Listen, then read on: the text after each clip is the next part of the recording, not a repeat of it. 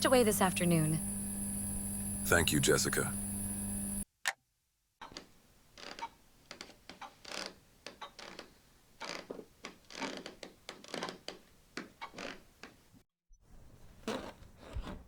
What do you have here, buddy?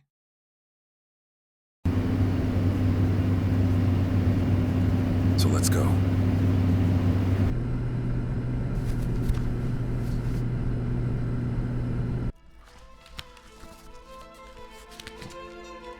I used to believe that to achieve complete understanding and acceptance of others' essence, I had to encompass them all, to be malleable, to become everyone at once. I tried to penetrate others, to observe their interactions from a different perspective, to empathize, tracing their path from id through ego to their superego, all to achieve full acceptance and become independent, perfectly embracing all forms. Each person radiates something. It's who they are, their identity, their unique resonance. A human is a nexus of emotions, receiving and transmitting them. We are social creatures, and our thinking world is our reality. If I understand this world of another, their identity in society, their vulnerability and emotional nuances, I will become more empathetic, less superficial. For a long time, I conversed with loved ones, experienced emotions and adventures, discovering their inner styles. With my painter friend, I discussed his ability to capture the essence of people. With a lawyer, her arduous struggles in a male-dominated world. With my mother, her love for me. With a former colleague who shared his youthful tales. With friends, I had nocturnal adventures. And with my family, precious holiday moments. Watching familiar people interact was fascinating, as if their worlds merged, creating a unique style born from the convergence of their individual realities. No matter how hard I tried, something always eluded me. I evolved, but not toward purity of acceptance or intensity of experience.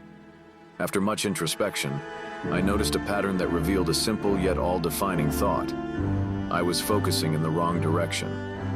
It doesn't matter whether I observe people communicating or engage with them myself. I am always a participant. I always perceive the world through my filter, and the resonance of others is never just about them or their connections. My trace, my reflection of reality, is always there. My goal then was the exact opposite, to cleanse my filter until it became as transparent as the purest glass. I needed to destroy my ego, to universalize the experiences ingrained within me, and to neutralize their influence.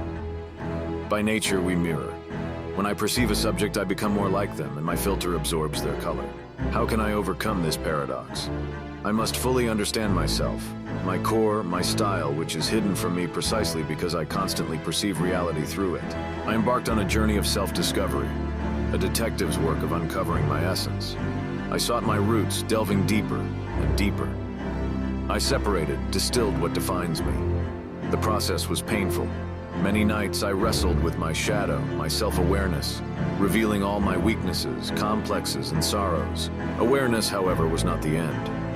Who I am is deeply embedded in my being, so I had to transform my system, battling habits of thought and existence. I left behind everyone close to me and started anew. But another question arose. What should I transform into? What does perfectly transparent glass look like? It is both nothing and all-encompassing at once.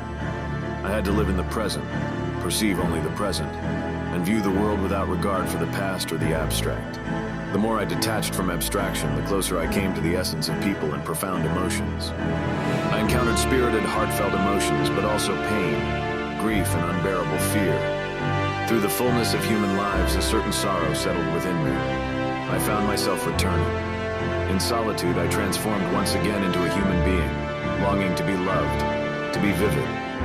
Soon I realized my path was unsustainable and therefore not correct. But how could I return when I had come to know who I was, alienated myself through forgiveness, and estranged myself from my own being? Returning would mean stepping back into something that repelled me. It pulled me back. Worse yet, how does one escape loneliness when they are no one, just a vessel capable of receiving? I used to rejoice in life, good food and drink, but also people and stories. Now I'm a locked vessel losing all direction, all inner content, confined to the present. I realize that life can be fulfilling and breathtaking, gripping the heart, uplifting the spirit and the mind, yet it can be equally devastating.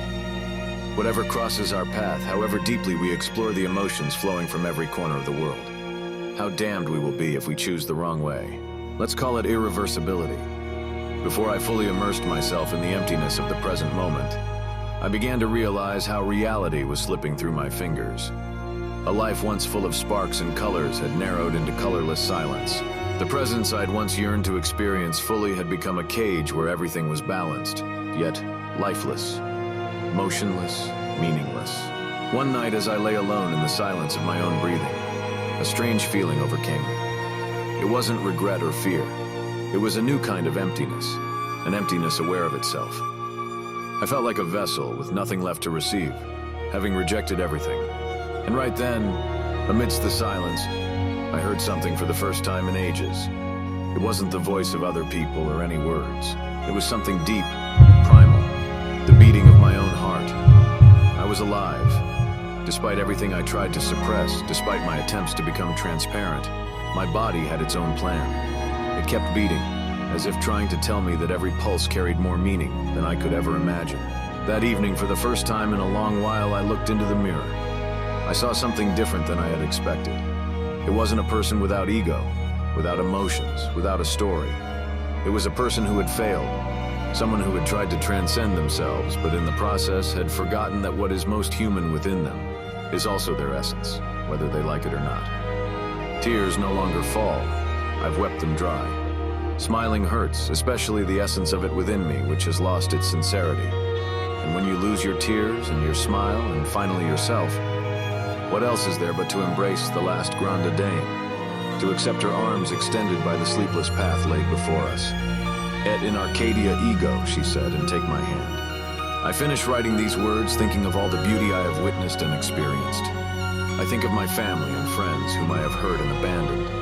Pain is like an unbreakable lock. It is worse than death. I see life as a journey, one not guaranteed to have a definitive end. There is a theory of an endlessly recurring universe, expanding and contracting like a heart. Cause and effect reach their conclusion, then reverse. And so we live the same lives infinitely.